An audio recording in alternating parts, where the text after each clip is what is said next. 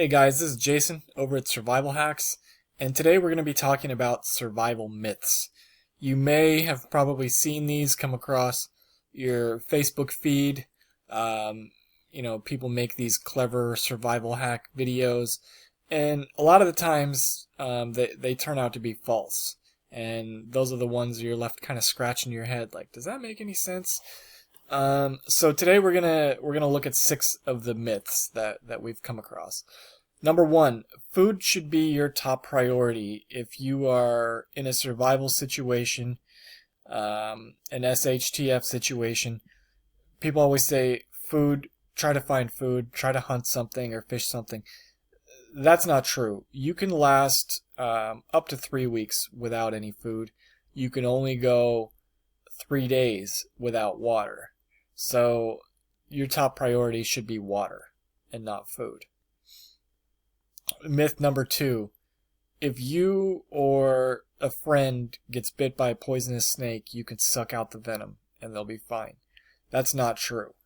When a snake bites you, the venom is immediate into your bloodstream. You can get an extractor kit that looks like this, and you're going to be cutting away some of your skin and then using the plunger to add a massive suction to that area. Even then, some of the venom is going to linger. Now, if you try to do that on a smaller scale but just use your mouth, the only thing that's going to happen is you're going to ingest that snake venom orally and look really silly sucking on your friend's leg. Number 3, you can start a fire just by rubbing 2 sticks together as long as you do it long enough and cause enough friction. That's silly, and everyone knows that you can't just rub 2 sticks together for a long amount of time and create a spark. There are ways to do it. Like this guy shows us how you can make a notch. Not much pressure is needed yet, so don't worry. And I'm going to link this to the bottom of this video if you're interested in this. There are ways to make fire without a fire steel, without matches, but rubbing 2 sticks together over and over like this is not one of them. Myth number 4, building a survival shelter just means a roof over your head. That's actually not true. In fact, it's almost more important to have your ground insulated, because that's where you're going to lose a lot of your heat from. So just because you've got a roof over your head, the bedding and making sure that that's insulated is the most important part of a shelter. Myth number 5, if a bear attacks you, play dead.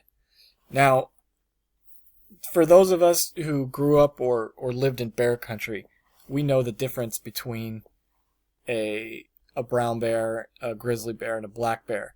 But a lot of times a black bear will look a bit like a grizzly. Their furs change. And if you are in a situation where you may have gotten between a black bear mom and her cubs, and she starts attacking you, if you play dead, she's just going to eat you, because that's what black bears do. Grizzlies and brown bears, on the other hand, may lose interest. So stop, drop, roll, and play dead will not work on a black bear. Number 6, you can eat whatever plants and mushrooms that you see animals, squirrels and birds eating. That's false.